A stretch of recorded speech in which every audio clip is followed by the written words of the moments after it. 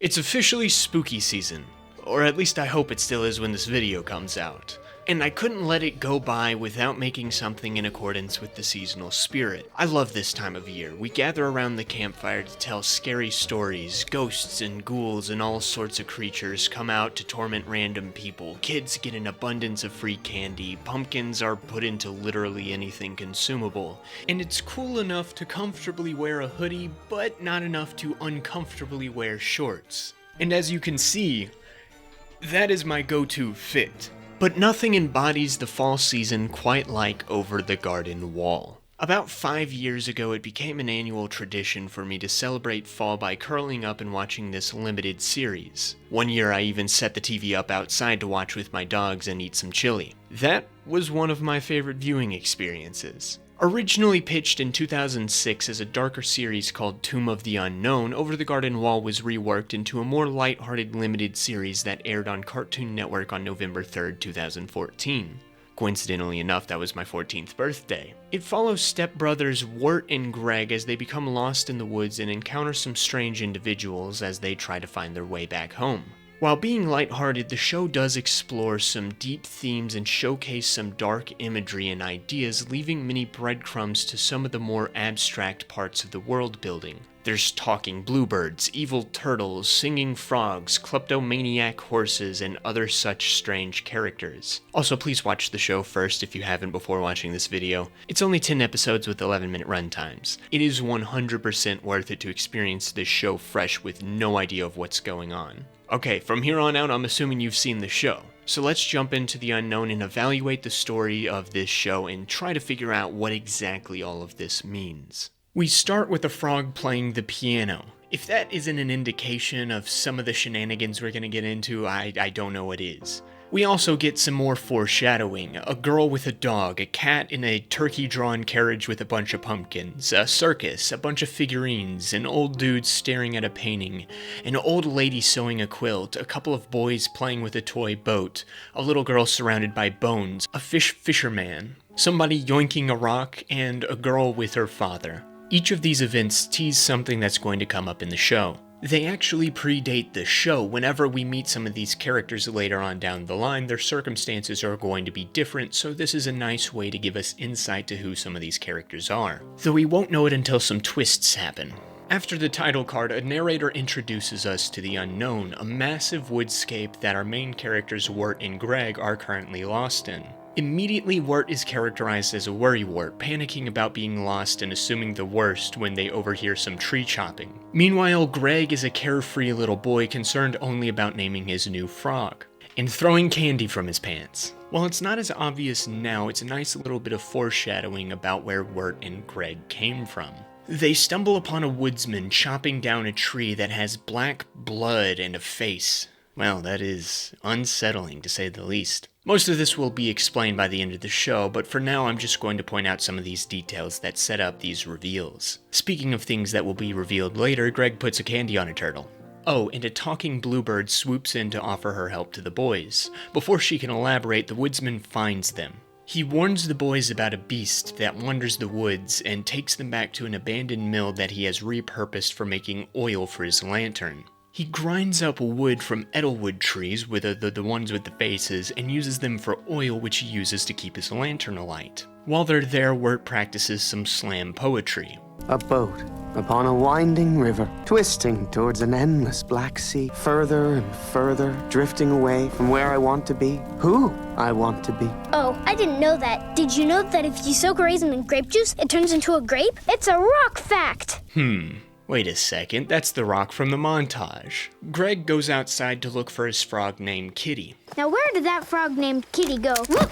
He finds Kitty in a barrel and then he's attacked by a beastly dog. You have beautiful eyes! Man, I love Greg. The woodsman steps in to help, but it is then that Greg enacts Wirt's plan of knocking the woodsman out and escaping. Too bad about the timing there, huh? I also love how this accident was inadvertently orchestrated by Greg while he was testing blunt weapons earlier in the episode. The boys flee to the roof of the mill while trying to defend themselves with potatoes and candy. Turns out the guy really likes the latter, so Greg uses this to his advantage. Oops. Once again, I love how this was set up earlier in the episode when Greg is mindlessly putting candy on things. Look, I know this is basic setup and payoff, but it seems like writers today don't know how to do that, so it's really refreshing to see something this basic in a story. Now, I will say that the dog monster should have stopped to eat Greg's candy camouflage earlier, but I suppose that's more of a nitpick than a massive plot hole, since the snack wouldn't have really changed the course of events in the episode. It really would have just delayed him for a couple of seconds, if anything. Anyway, the mill wheel causes the beastie to cough up the turtle from earlier. This somehow changes the beast back into a friendly doggo who looks exactly like the one from the opening. I wonder who that girl is then. Maybe she used to live in the old mill. Well, regardless, that mill is destroyed, so the woodsman can't make any more oil. But look, we got the beast problem solved. Except, that ain't the beast. Wirt blames all of this on Greg. You have it backwards. You are the elder child. You are responsible for you and your brother's actions. This will become a running trend throughout the show, and some massive consequences will happen because of this tendency of Wirt's. The woodsman tells the two to leave to find a new town and beware the beast. Also, Greg has landed on a new name for his frog. I'm gonna call him Wirt. Yep, that's gonna become confusing. On their way to town, the two once again meet the talking bluebird, who is now trapped in a shrub, although it seems pretty easy to get out of. That seems a little suspicious. Can you turn me into a tiger? No. I just said I'm not magical. It doesn't have to be a magical tiger. Man, I love Greg. Upon being freed, the bluebird, whose name is Beatrice, promises that she'll bring them to Adelaide, the good woman of the woods. Wirt doesn't trust her and decides to continue on to Pottsfield. My brother's name is Wirt. Who cares? To me, that's a very interesting clue to Beatrice's true interests. On the first watch through, it just seems to paint her as aloof and uncaring, but once you know what's really going on here, well, you know the principle of not naming a cow or a pig you're raising to slaughter? Yeah, that's pretty much what's going on here. So is it nice being a bird? Nope. And this little interaction is great because it's funny, but it also does a lot to characterize Greg and Beatrice. This line gives us a hint as to who Beatrice really is. And my frog's name is Wirt Jr., but that may change. Oh, you have no idea. In Pottsfield, the boys look around for locals and they find a turkey. Wait, a turkey? I wonder where that cat went. I'm looking for a phone.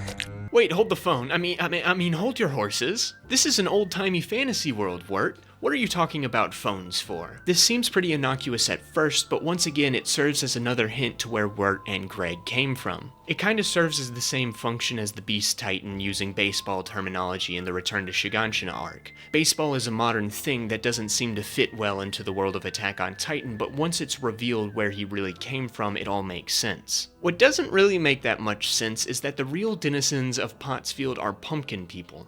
Oh, you're wearing costumes. Oh good, that's a relief. Still, something feels off about this place. Something feels off about this place. That's what I'm saying. Oh look, there's the cat. Unfortunately, the pumpkin-wearing populace catch wind that Wirt and Greg plan on leaving Pottsfield, and they trap the boys inside the barn. The Great Pumpkin, named Enoch, steps in to convict them of their crimes of trespassing, destruction of property, disturbing the peace. And murder. Murder? Oh, no, not murder.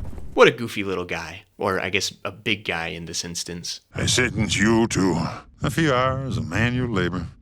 Wait, what? The boys work off their sentences by harvesting pumpkins and corn, gathering hay and digging holes. Beatrice starts planning ideas that the pumpkin people are going to kill them. Hey, buried treasure! Stuff like that isn't very reassuring either. Greg and Beatrice abandon Wirt to die, but not to worry. Turns out the boys weren't digging their own graves, but digging up these skellies. The skellies put on their pumpkin costumes and start dancing with their friends. Enoch enjoys a successful harvest and invites Wirt to join them. You'll join us someday. Well, that's unsettling. Wirt joins the others and they continue on their journey. It's hard to discuss the pumpkin skellies without considering the show's story as a whole, so for now I'll just say that I absolutely love them. They're equal parts creepy with the static facial expressions and Enoch's voice filter, and kind of goofy with their playfulness, creating this really unnerving yet fun 11 minutes. Back in the woods, Greg workshops a new song. Come on and join the Adelaide parade. No. Wirt keeps trying to tie his shoes, but Beatrice keeps stopping him. In the business, we call this foreshadowing. Greg, don't you want to be more like your brother? Just always doing what you're told? Huh? Just a pathetic pushover who relies on others to make all his decisions? Hey! Well, that pretty much sums up Wirt as a character, though he did make his own decisions against what Beatrice wanted in the last episode. However, it can be argued that he feared what would happen if he did trust Beatrice, and since that went relatively poorly, he's now her doormat. Beatrice tells Greg that the world sucks, so he goes off to make it a better place. Wirt and Beatrice chase after him and stumble upon a school where the teacher tells them to take a seat. Wirt, against Beatrice's wishes, joins the class to prove a point about him being a pushover. Miss Langtree starts our class off with a very important lesson. Oh, Jimmy Brown, why did you have to leave me so... You know, it's pretty funny that the teacher is maligning her love life to a group of her students instead of actually teaching. But honestly, in this modern day, those animals are lucky that's all she's doing. That lady's got some baggage. That gets Wirt sent to the dunce box. Outside, Greg rejects school and hangs out with the poor street kids, teaching them some street smarts. Hot dogs are not actually dogs, regardless of what they teach in school. Oh, a turtle! Greg decides to play a game called Two Old Cat and stumbles upon a gorilla who is on the loose. They are chased up the bell tower and accidentally queue up lunchtime. The gorilla gets bonked on the head and the kids escape inside, where they enjoy some bland potatoes. Greg spots some molasses, kicking off one of my favorite songs in the show. Oh right, there were multiple new songs written for Over the Garden Wall, and a lot of them are such pleasant little tunes. Potatoes and molasses, while just about combining two foods together, is also an excellent illustration of how Greg is this weird little additive to a bland and dark world that makes everything a little sweeter. It is interrupted by Miss Langtree's father, who is quite upset at the silliness. Is this what I've been paying for? I'm sorry, I can't listen to this guy and not hear Muscle Man. My mom! Muscle Dad takes the animal's instruments and leaves, shutting down the fun. Greg laments this, thinking that he made everything worse for the Animalian students. This is also a good way to set up some events later on in the show. Greg is a silly kid who likes to have fun, but he's quick to blame himself when things seem hopeless. However, in this instance, Wirt's stubborn insistence on continuing his little shtick inspires Greg to not give up. Wirt and Greg go out with a plan to save the day. Plan? Oh. They find Muscle Dad lamenting his situation. Turns out he put all of his life savings, even his home, into supporting the animal school. He's at the end of his rope, being forced to sell the animal's instruments and live outside. So how does Greg plan on helping him? Let's go steal his stuff. Well, actually, this is for a benefit concert to raise funds for the school. The gorilla attacks again, but Wirt saves the day thanks to his untied shoe. He accidentally decapitates the beast to reveal that the gorilla was in fact... John C. No, it's Jimmy Brown. Turns out Jimmy went off to join the circus in order to buy Miss Langtree a wedding ring and got stuck in the gorilla costume. And so Miss Langtree and Jimmy reunite and the school is saved. All's well that ends well. I guess the world really is as sweet as potatoes and molasses. This statement serves as a nice counterbalance to what Beatrice told Greg earlier. The world is a miserable place, Greg. Life isn't fun. The message of this episode is that the world may be a miserable place, but that doesn't mean life can't be sweet. It really speaks to the power of Greg. And so Beatrice gives in to the Greg and lets him have his fun before they go. Honestly, this might be my least favorite episode of the series, mainly because it's 100% lighthearted throughout, which is probably just to reinforce its message. But it's still a fantastic episode that gives us a fun little reprieve before we dive into the truly dark parts of the story. The gang hitch a ride with a horse driver, but they are thrown off the cart in front of a tavern.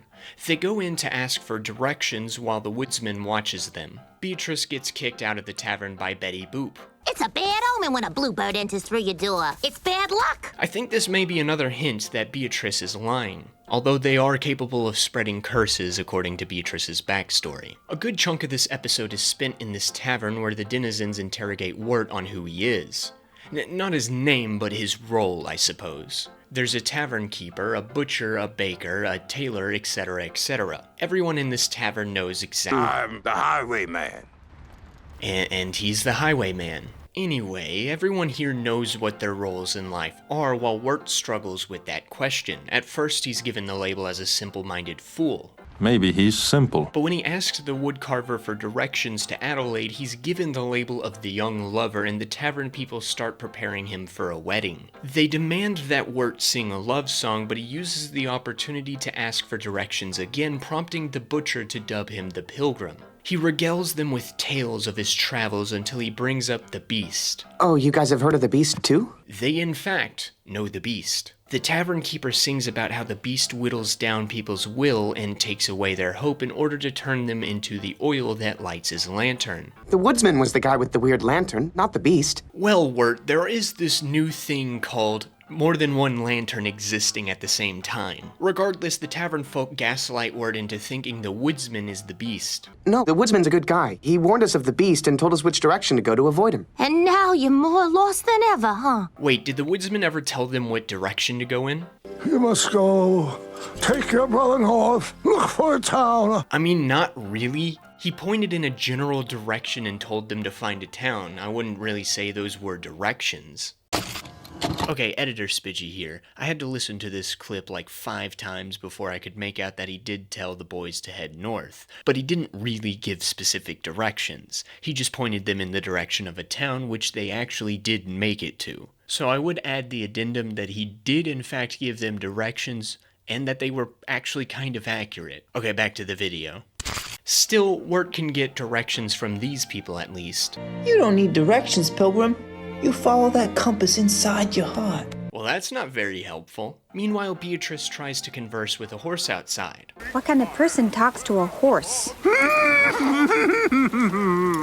She hears some singing in the woods, and assuming it to be the woodsman, she heads out to ask for directions. She screams, causing Wirt and Greg to steal the horse and charge into the woods to save her. They encounter the woodsman standing over an unconscious Beatrice. This convinces Wirt that the woodsman is the beast, so he attacks the guy, burning the Edelwood tree up. Wirt saves Beatrice, who had just bumped into a tree and knocked herself out. They get directions from Fred the horse, who can now talk, and they go off into the woods. The episode ends with the introduction of the real beast. Be sure to keep it lit, or your daughter's flame will go out. So this confirms what happened to the girl at the beginning of the show, while also giving us the woodsman's motivation as a character. The beast sets his sights on the boys, singing as he goes off into the woods. So the main idea that revolves around this leg of the journey is identity. The tavern people know who they are, while Wirt is unsure. He's given 3 labels in the episode, all 3 of which are pretty accurate to Wirt. The Pilgrim thing is pretty clear, as he's on one long journey the entire show. He does tend to act pretty foolishly from time to time, especially when it comes to his stepbrother and his love interests. And speaking of the latter, we will come to see that he is in fact a young lover. In a way, his status as a fool and a young lover kind of led him to becoming the Pilgrim of the Unknown. This all goes to reinforce Wirt's personality, as these tavern people are comfortable within their one label,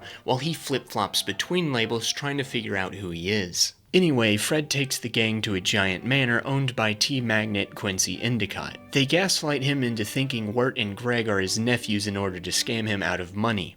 I was thinking more like flat out stealing from him. No, that's bad. We don't want our protagonist to steal. I want to steal. Well, if Fred wants to, I guess we'll go along with it. In order to get to Adelaide's house, they need to hop aboard a ferry whose tickets cost a grand total of 2 cents. Given that fact, Wirt gives in, thinking that a man with such unnecessary wealth and luxury wouldn't miss a measly 2 cents. In the parlor, Endicott explains that he thinks he saw a ghost when he stumbled upon an old wing of his manor he didn't recall building. Assuming the ghost to be the woman in a portrait he found, he fell in love. Greg wants to go see this ghost, so a ghost hunt is afoot. Beatrice sends Fred with them to buy her enough time to loot Endicott's home. You know, I'm starting to think these animals should be detained. During their looting, Beatrice and Wirt mistake a peacock for Endicott and hide in an armoire, getting locked in there. Well, guess we have to spend some quality time together. Quincy shows Greg and Fred around his mansion. As he gets closer to the ghost, Quincy starts worrying that the whole situation was in his head. He becomes convinced that he's on the brink of madness. However, Greg encourages him to persevere forward. Yes, Evo, into the abyss. Back in the armoire, Wirt and Beatrice find a secret exit. As they explore around, they grill each other about their secrets. Come to find out, Beatrice used to be a human, but she and her family were cursed by a bluebird when she threw a rock at it. This is a good little reveal as it was subtly built up over the previous 4 episodes. It reveals her motivations of trying to cure herself and her family of the curse she brought on them. She plans on getting to Adelaide so that the good woman of the woods can rid her of the curse. Wirt then reveals his deep dark secret. I have this crush on this girl. Mm-hmm. That's all. To be fair to him, that's not the full story as this will be developed in later episodes, but for now it lays out Wirt's emotional struggle for the show. He notices that the part of the house they're in has a style that clashes with Quincy's Georgian architecture, leading him to realize who the ghost actually is. Meanwhile, Quincy brings Greg and Fred to the ghost's bedroom. Greg finds some spilled tea and Fred jumps to accuse Quincy of murder. Fortunately, Quincy is saved by the ghost of the bell. That's B-E-L-L-E. See, it's a pun. Anyway, it turns out that Quincy's ghost is a normal woman who thinks that Quincy is the ghost. She owns a rival tea company, and both her and Quincy's mansions had become so big that they connected. Silly aristocrats. The two become a couple and give Greg 2 cents as a reward for helping them. And so, Greg, Wirt, and Beatrice head off to Adelaide's, leaving Fred behind to be a tea horse. No, Greg, why'd you do that? 'Cause Uncle Endicott pegged me all wrong. I've got no sense. No sense at all. Did I mention I love Greg? This was a cute little episode that was a little more lighthearted, but it does provide a couple revelations for Beatrice and Wirt, giving us a glimpse into their backstories. Quincy is a fun character and his situation foreshadows Wirt's situation with his girl. I hate to see Fred go since he's probably second only to Greg in the comedy department, but the guy had to shape up and get a job at some point, so, I get it. Because they have no sense, the gang has to sneak on the ferry to Adelaide's house. They're accompanied by a band of fancy frogs. That's actually what a group of frogs are called, which is kinda neat considering how this episode's about to play out. Wirt and Greg are happy to be so close to going home while Beatrice is uncharacteristically wistful. What's with George Washington being naked? Oh yeah, the frog is called George Washington now. I know I missed a couple of name changes so far, but the president is important to this episode, so I had to take note of it this time around. The frog Fuzz finds the fearsome foursome and a chase ensues. The group managed to duck into a storage closet and put on a disguise. Wirt, sometimes you gotta face your problems. Turn yourself in and get kicked off this boat. This is an interesting line considering Beatrice is trying to be deceitful in this exchange to try to get the group kicked off the ferry, yet she isn't wrong. Specifically in regards to Wirt. He's too quick to run away from his troubles and not even confront them, which is partially why he and Greg ended up in the unknown in the first place. We may have to revisit this later. The group is forced to join a band of frogs on stage, and I mean that both in the group of frogs and the fact that they are a musical band. Wirt accidentally knocks the bassoonist off the ferry and maybe kills a tadpole, so he's forced to cover for the guy to keep their cover, even though he's a clarinet player. I really want to know what this looks like to the frogs, because this doesn't look... let's just say this looks a little unnatural. At night, when the lake is a mirror. Huh? Whoa, the president can sing. He gets a little too into it and exposes the group's hiding place. And himself. Fortunately, everybody is digging the song, so they're allowed to continue. And over the garden wall. Hey, that's the name of the show. The ferry arrives at its destination and the frogs settle down into the mud. Beatrice convinces Wirt to stay the night with the frogs instead of going to Adelaide's house. Wirt recounts his love woes and Beatrice observes that Wirt is a loser back home but a hero of the unknown, causing him to think that it may be good for him to stay here. Later in the evening, Beatrice leaves for Adelaide's house, but she accidentally wakes Wirt up. At Adelaide's house, it's revealed that Adelaide is not in fact the good woman of the woods, but a horrid witch looking for child servants. Beatrice made an arrangement that if she provided some, Adelaide would change her and her family back into humans with a pair of magic scissors. But now Beatrice is having reservations, even going so far as to offer herself up to take Wirt and Greg's place. Unfortunately, the two boys walk in at that moment and get captured. Beatrice betrays her boss and just straight up murders her. Wirt frees himself and Greg with the magic scissors and abandons her. This experience reaffirms his first instincts in the first couple of episodes to not trust anyone and sets out with just him, Greg, and Benjamin Franklin! Franklin! And Benjamin Franklin. Look, it was a little disappointing that Adelaide is pretty much killed after a 5-episode build-up, but this works really well as the crux of Beatrice's character arc while driving Wirt back to a state of distrust, for now. Also, we get some subtle teases yet again to where Wirt and Greg came from. The boys find themselves lost in the woods as it begins to rain. Their path is blocked by a fallen tree which was chopped down by the woodsman.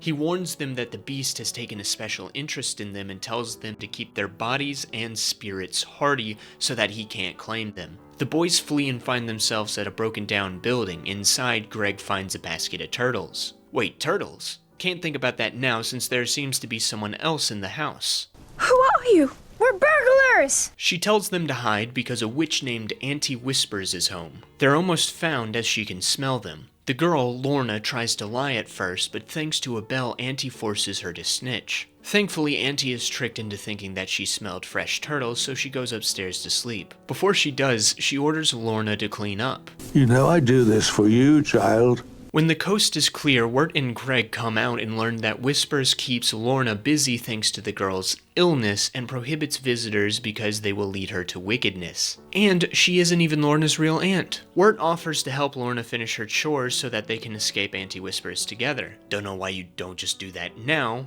I guess good cleanliness comes before freedom. That's what I always say. They also seem to have a bit of a crush on each other. Dang, Wirt got over Sarah fast. Holy crap. Granted, I guess he's already given up on that possibility and he's a teenager, so it's pretty believable that he'd find a new crush that quickly. Meanwhile, Greg is playing with Dr. Cucumber, the frog, and they go upstairs, accidentally waking up Auntie Whispers. She tells the boys to leave or they will be eaten. She tries to use the bell, but it's mysteriously missing, allowing the group to escape into the other room. Turns out, though, it's Lorna who eats people. This is actually teased in the opening montage of the show. All seems lost, but Greg pulls out his frog who ate the bell earlier. Wirt realizes that Lorna is possessed by an evil spirit and uses the bell to banish it. Auntie Whispers and Lorna are reunited and Lorna pledges to stay with her auntie. Now you may be asking why Auntie Whispers never used the bell to free Lorna, and I'm pretty sure it's implied that Whispers was afraid to lose the only good person in her life, as the only other person is her sister, Adelaide. Beware of my sister, Adelaide. She lives in the pasture. She must not be trusted. Well, you're a little late to that, Whispers. Wirt and Greg go off into the woods again, but Wirt starts to lose hope in their ability to return home while the beast watches them, giddy that the two are closer to becoming Edelwoods. Well, we got a lot of lore in this episode with the most important appearance of the turtles, the appearance of Adelaide's sister, and the return of the beast. This has some of the spookiest animation of the show and some really dark ideas. Unfortunately, we gotta wait to talk about it more later. For now, while I do like Auntie Whispers and Lorna, I do wish the episode wove Wirt's wavering hope more into the main plot. Wirt tries to formulate a plan at the beginning, and at the end he admits that he doesn't have one. However, I wish the stuff with Lorna and Whispers was part of a plan he made that falls apart, further emphasizing his hopelessness. Still, Whispers and Lorna are interesting characters, so I don't dislike this stint of the boys' journey. Wirt and Greg continue to try to make their way home, but Wirt's spirit is fading. He has accepted that they will never escape the unknown. Greg tries to lift his spirits, but Wirt blames him for getting them lost in the woods in the first place. Do you even know why we got lost in the first place? It's because you were goofing around and getting into trouble like you always do. The two go to sleep with Greg set on dreaming up a way for everyone to get home. Heavenly hosts come down from the sky to take Greg to Cloud City. I don't remember it looking like this before. We're the Cloud City Reception Committee.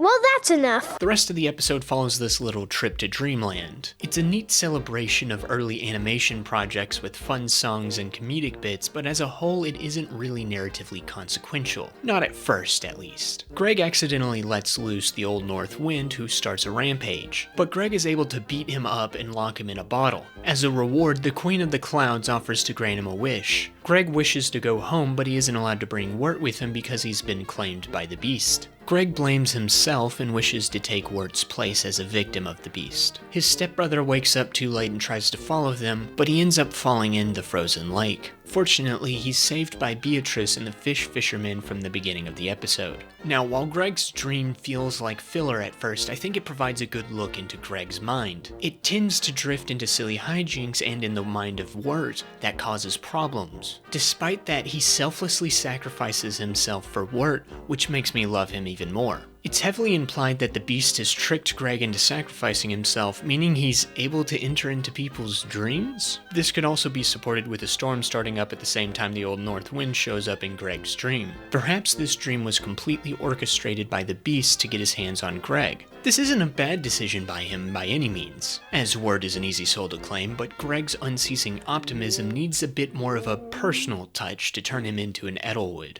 Now before we continue, we get a flashback episode, which explains exactly where Wirt and Greg came from. We open with Wirt putting his iconic uniform on and putting together a cassette tape. Well, that doesn't fit in the fantastical world of the unknown. That's because we're in the real world, which is further emphasized when Wirt goes to a high school football game. Greg gets finished raking leaves for candy and joins his stepbrother. He realizes that Wirt wants to give his tape to the mascot, whose name is Sarah, so he steals the tape to give it to her. He bumps into some of Wirt's classmates. Turns out it's Halloween and Greg is dressed as an elephant and Wirt is some kind of gnome, I guess. Greg gives the girls the tape and informs them of Wirt's crush. They inform the boys that Jason Funderburker is planning on asking Sarah out tonight. Instead of shooting his shot, Wirt panics and runs away. He's already accepted that Jason and Sarah are going to become a couple even though they aren't. He's the total package. I can't compete. He realizes that he left the tape with the girls, so the boys run back to retrieve it. However, they're too late as the tape was left in Sarah's jacket.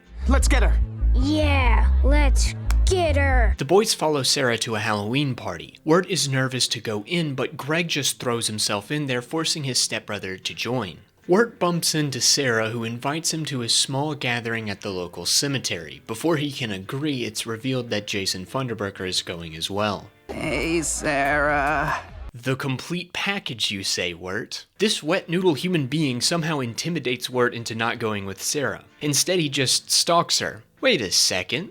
But we just saw Quincy alive and well. I wonder what this means. Greg wants to distract the group so Wirt can retrieve the tape, but it proves not to be that great of a plan. Greg. Fortunately, Wirt is saved from his embarrassment by the cops.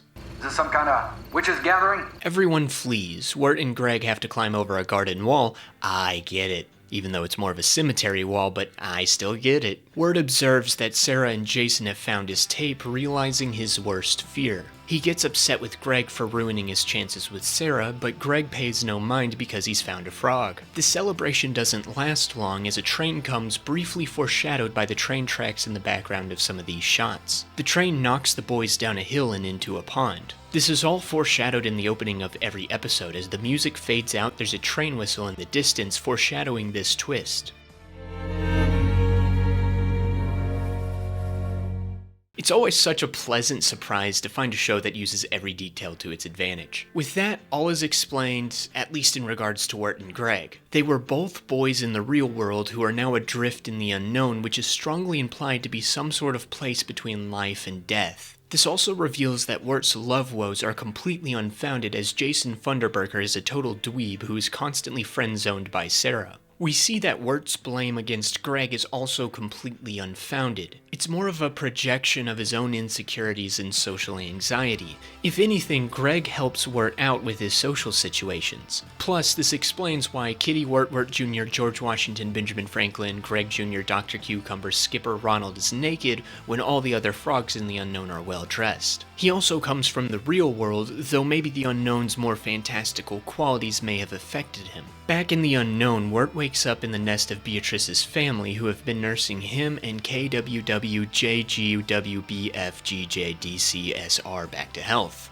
Thanks to his time of unconsciousness, Wirt realizes that he's been no good to his stepbrother, so he sets out, determined to save Greg. Beatrice is also out looking for Greg. She finds him in the clutches of the Beast before a cold wind blows her away. The Beast has been sending Greg on impossible missions, but Greg has been managing to achieve them. Did you fetch for me the golden comb? Will that work? This is a honeycomb. Golden comb of honey. Kind of. He then tells Greg to capture the sun in a china cup. Oh, well, that sounds impossible. Since we know that the beast thrives on people losing hope and succumbing to the forest, these silly requests are proven to be the beast's way of turning Greg into an Edelwood tree. Wirt bumps into Beatrice, who points him in the direction of Greg.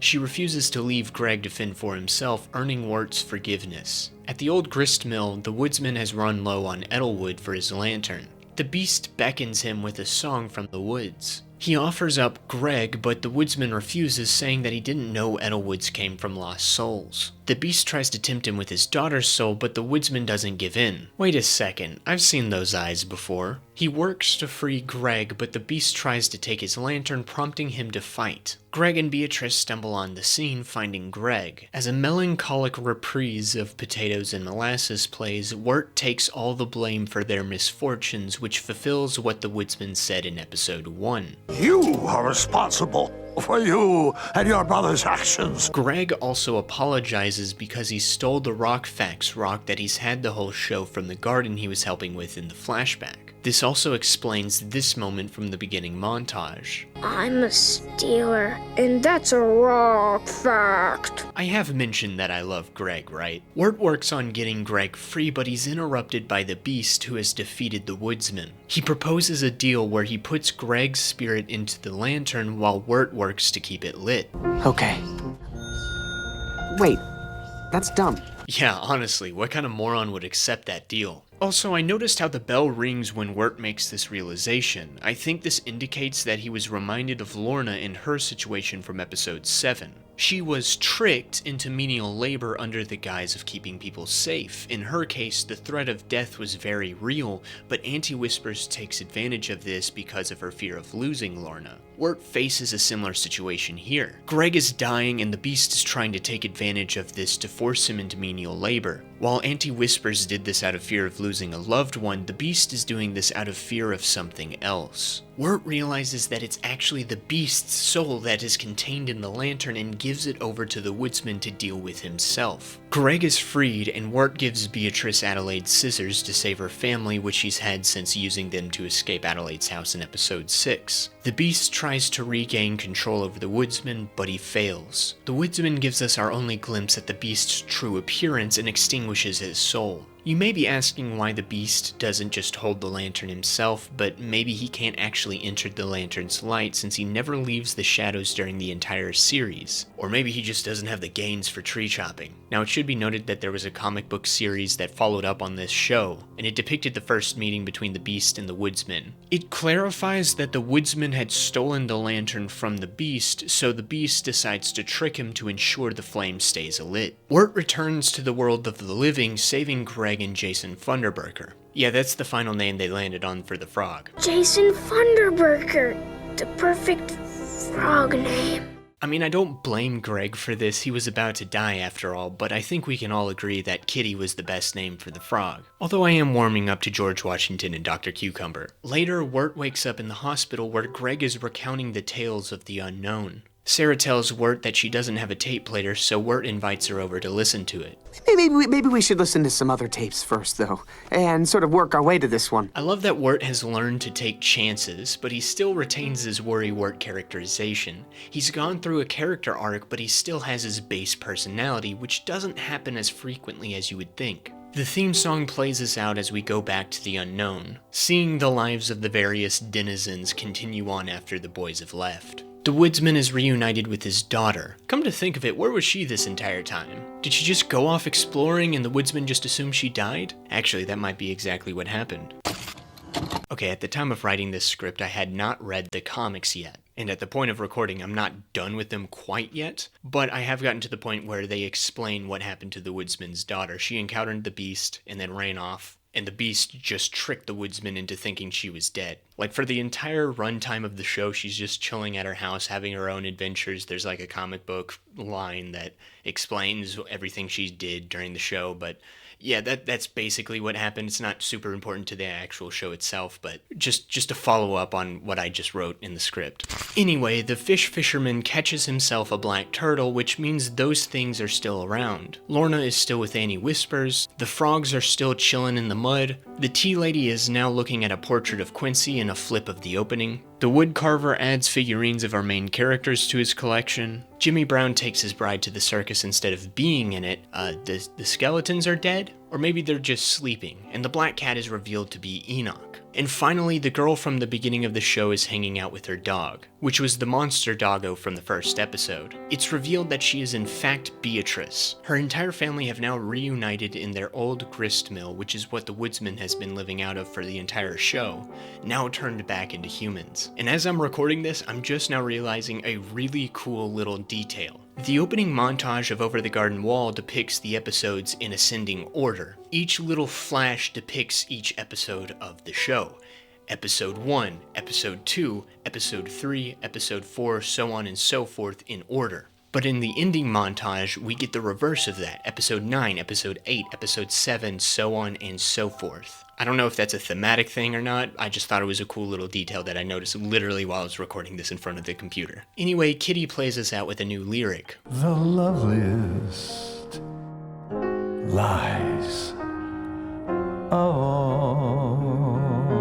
And Over the Garden Wall ends with Greg returning the Rock Facts Rock, redeeming himself. This show is amazing. The animation is absolutely gorgeous, combining various influences such as chromolithography, vintage Halloween cards, and the game of Frog Pond, among others, to create an art style that feels nostalgic and cozy, yet kinda spooky at the same time. In my opinion, this is the perfect visual style for the autumn season. The music also encapsulates this season with these old-timey tunes. Some of them follow a ragtime style, while some feel more orchestral, but they all follow this nostalgic feel, well, except for the song at the beginning of episode 9. However, that song is a deliberate stylistic change to indicate a change in setting, and its more angsty tone reflects the overdramatic inner turmoil Wirt is experiencing. The rest of the songs are such pleasant and whimsical catchy tunes, each becoming a bit of a motif for each character. Miss Langtree has her silly lament of heartbreak, the Beast has his creepy melody he belts as he walks through the woods, and perhaps my favorite song is Potatoes and Molasses. Not only is it catchy, but it perfectly encapsulates Greg as a character, adding a drop of relentless sweetness into a bland and dull world.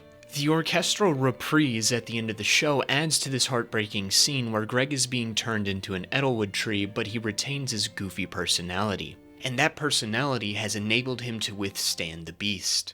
And since we've talked about Greg for a bit, let's get into the characters. Greg is one of the best characters to ever be on the small screen. Not only is he incredibly charming with some of the funniest and most memorable lines. Oh, geez, the leaves are even growing inside of him. No, I was just eating leaves. Hey, what's with Beatrice? I don't know. What's with George Washington being naked? Holy moly, hot dog! But his relentless optimism makes for a fantastic foil to his older stepbrother. He receives blame for the trouble the boys get into, but he bears that blame with grace and poise. I was goofing off again like always, and now you're stuck here. Plus, the blame he receives is completely unfounded. He's blamed for stranding the boys in the unknown and embarrassing Wirt, when in reality, Greg only helped Wirt by forcing him into human interactions. He receives blame for the tangle with the doggo monster, which I suppose is technically his fault, what with the candy and all, but he does save the doggo in the end. Then he's blamed for the gorilla shenanigans, but his actions do lead to the reunion of Jimmy Brown and Miss Goodsmith, the education of homeless animals, and the funding of an animal school. This episode in particular does a great job at highlighting the Greg mentality. He's a goofy little kid who gets distracted by his own imagination and wonderment, but his ultimate goal in life is to make it better for those around him, leading him to sacrificing his life for his stepbrother. He is the molasses to Wirt's potatoes. I also love the running gag of Greg trying to give his frog a name and ends up keeping the one name that Wirt gives it. I mean, Jason Funderburger is a stupid-ass name for a frog or frankly any living being that isn't Jason Funderburger himself, but the fact that Greg gave his frog the name that his stepbrother gave it speaks to how much he looks up to and loves Wirt. Now, despite all of that, he still has a character flaw. He likes to steal. I'm a stealer, and that's a rock fact. But that just further emphasizes him as a normal kid. He's goofy, imaginative, and he likes to take things that enamor him without thinking. Greg is the best character to ever exist, and I will fight anyone who says otherwise. On the other side of the coin, Wirt is literally me. And not in the super cool Ryan Gosling male awakening, brooding over AI women going to reestablish the patriarchy, literally me. but in the painful realization that I share way too many character traits with an angsty teenager way. This mainly comes from the core of his worrywart personality. The fact he imagines everything in its worst outcome. He builds up expectations in his head that aren't at all what is reality, which prevents him from making proper decisions and being susceptible to others' ideas. He constantly second guesses the woodsman but still goes along with him. He automatically assumes Beatrice and Greg abandoned him in Pottsfield when Beatrice had freed him too, and he just froze with indecisiveness. His entire storyline in episode 3 is obeying Miss Langtry out of spite for Beatrice. He's influenced by tavern folk into thinking the woodsman is the beast, even though it makes absolutely no sense. He's forced into thievery by Beatrice and Fred. Beatrice convinces him to stay in the unknown with pretty thin reasoning. The only reason he continues to look for a way out is because he discovers Beatrice's betrayal, which forces him to regress further into his shell. It doesn't help that the next person he opens up to tries to eat him. The entire reason he's in the unknown in the first place is because he automatically assumed Sarah was going to go out with Jason Funderburker. He's pretty much always wrong in his assumptions. The woodsman isn't a bad dude or the beast, he's just a father trying to help his daughter. While he's initially correct in his distrust of Beatrice, he assumed that she was ultimately going to betray him when she had actually offered herself up in his stead. Sarah wasn't even going to go out with Jason Funderburker, friend-zoning him multiple times. She had a crush on Wirt. He tends to place a lot of blame onto Greg for his circumstances, even though he's always wrong for it. Maybe part of this is the whole blended family troubles, but I think this also builds upon his own insecurity. He can't make decisions for himself, so he refuses to take blame for his actions. He's an absolute mess, but he's still likable as a protagonist. First, he actually learns his lessons and changes, but he's also likable because he's just a big old nerd. He's a band geek who's super into poetry. He awkwardly interacts with people thanks to what I can only assume is social anxiety, and his relationship with Greg and Beatrice are always shown in a lighthearted manner. His character arc is the core of this limited series, and it wouldn't work nearly as well as it does without him. Rounding out the main trio, discounting the multi-named frog, is Beatrice. She acts as a guide for the group while also having her own agenda for most of the show. As a human girl, she threw a rock at a bluebird and was subsequently cursed, being turned into one along with the rest of her family. Unlike Wirt, she takes responsibility for her actions, setting out to rectify her mistake. This leads her to being conscripted by a witch to find child servants. Now, to her credit, she thought she was just hiring some kids for yard work, but she's still committed to doing some horrible things to try to fix her family. She is almost willing to trade her soul for her family, which allows her to be a likable character as she does these things. Plus, in the end, she redeems herself at the cost of Wirt's trust. Yet despite that, she commits herself to risking her life to find and save Greg. In light of all the wrong she did, she manages to redeem herself and return home, completing her little character arc. Now, the rest of the cast is an eclectic bunch of silly and creepy weirdos who are very entertaining to watch. The only one who doesn't quite fit into that group is the woodsman, who adds more of a pathos to the denizens of the unknown as a grieving father being tortured by the beast into servitude. Speaking of the beast, I haven't really talked about him much in this video. That's because it's very complicated. In order to talk about him, I have to at the very least attempt to answer the most important question of the show. What the hell is going on?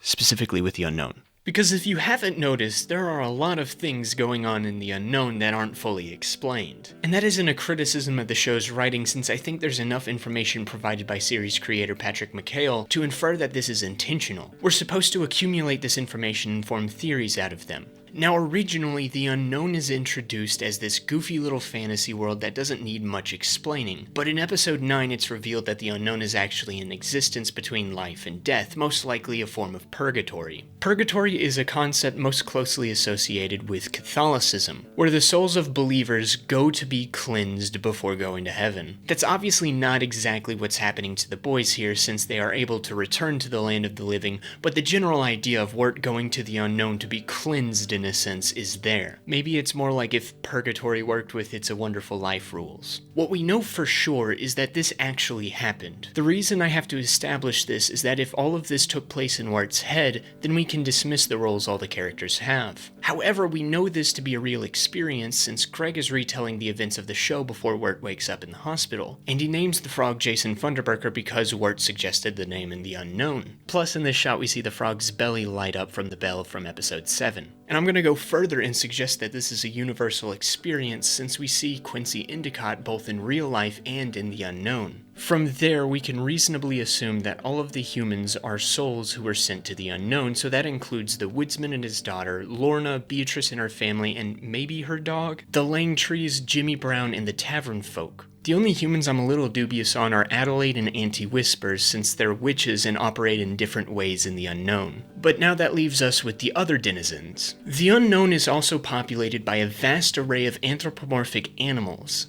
Now, it's possible that the souls of animals were sent here since we've seen Kitty with the boys for the duration of the show, but he's unique in that he actually behaves like an animal. The rest of them wear clothes, ride ferries, attend school, and go fishing. The only non-animal thing George Washington does is speak, being shown singing and narrating the series, which are things that almost none of the other animals can do. The exceptions are Beatrice, Fred, and Enoch. Obviously, Beatrice is revealed to be a cursed human, so perhaps the other two are as well. Fred does like to steal. However, that wouldn't explain why Dr. Cucumber can speak in the unknown. At this point in time, I don't think there's enough information provided in the show that allows solid answers, but for now I'll stick with the idea that most of the animals we see in the unknown are either cursed humans or animal souls, with the exception of Enoch. In fact, the entire town of Pottsfield is a bit of an oddity. Unlike the other souls in the unknown, the residents of Pottsfield arrive as skeletons, having to don pumpkin costumes for their harvest festival. They seem to know exactly where they are when they arrive,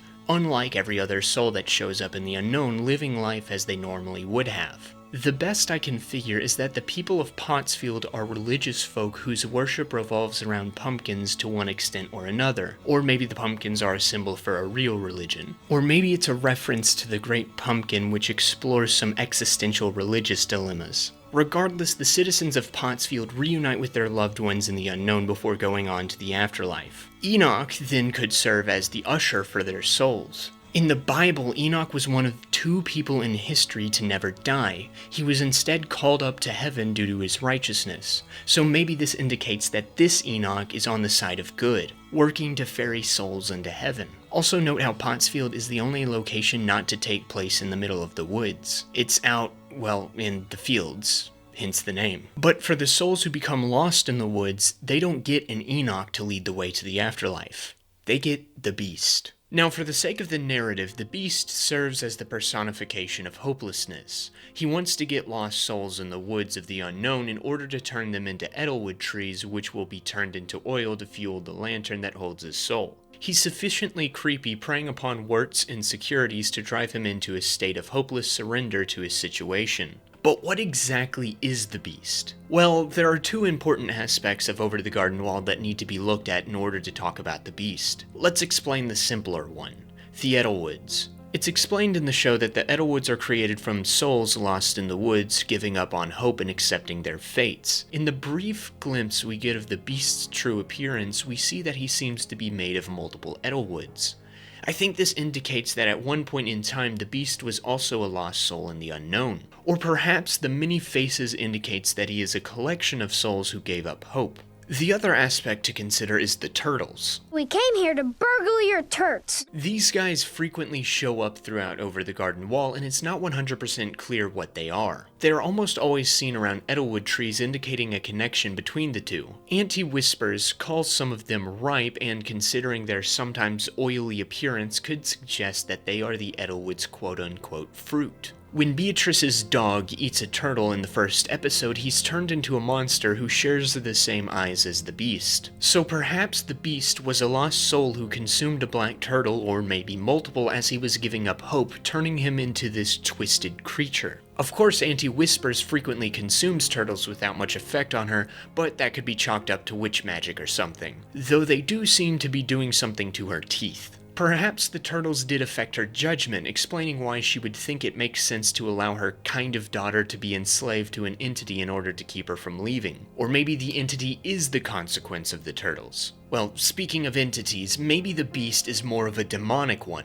In biblical canon, the Beast refers to the Antichrist, a member of the unholy trinity that seeks to overthrow God. And considering all the other biblical connections in this show, perhaps the beast in Over the Garden Wall is part of a demonic plan to prevent souls from reaching heaven. Or maybe I'm completely wrong on everything. Holy crap, my head hurts. I guess my point in that little ramble is that there are a lot of unknown, no pun intended, elements to the beast, yet he works as a character within the story of Over the Garden Wall. His backstory, the mechanics of the Black Turtles, or the role of Enoch aren't that important to the story of Wirt and Greg. Patrick McHale gave us an interesting world to work with in our head, but those missing elements don't detract from the story at all. My only exception to that is the scene from the comic book where the woodsman takes the beast's lantern, because I feel like that needs to be explained a little clearer in the show to explain why the beast doesn't just carry the lantern himself. However, the mysterious world of the unknown does kind of play into the message of the series. The final line of Over the Garden Wall is, "The loveliest lies of all." And I think it encapsulates what this show is trying to communicate. There are many lies and misconceptions that are told throughout the story. Some of the more obvious ones are Beatrice's lies about Adelaide and the Beast's lies to the woodsman. However, there are a lot more than those. Every episode presents a sort of lie, whether that be a lie that Wirt tells himself, a lie the episode initially tells us and the boys about the present situation, or the little lies individual characters tell. The canine monster was thought to be the Beast, but he was really just a normal doggo. Wirt thinks he's digging his own grave in Pottsfield, but he's actually helping the Harvest Festival. Enoch is actually a cat. Muscle Dad is introduced as a bad man who hates fun, but in reality he is sacrificing everything for the animal's education.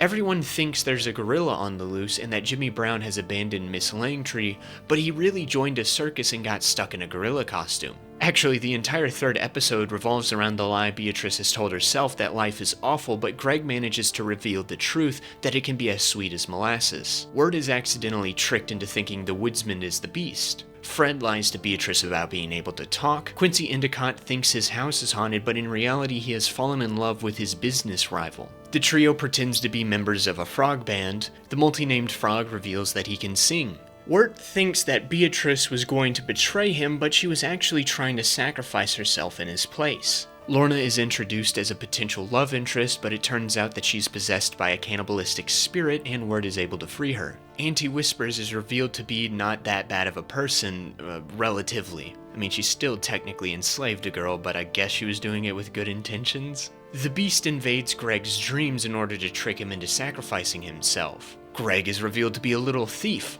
Wirt has convinced himself that Jason and Sarah are a couple, but they aren't. And I'm sure I've missed other lies that the show has presented. The point is, nothing is as it seems in this show. Most of these circumstances, especially when it comes to Wirt's perspective on things, end up being more positive than they are presented, and when they are more negative, Wirt and Greg are able to turn it around into something positive. This presents the overall message that Wirt has to learn, to not be afraid of the unknown. Life is full of them, and he can either give in to hopelessness that these unknown situations can provoke, or he can seize the day, taking chances on the potential outcomes.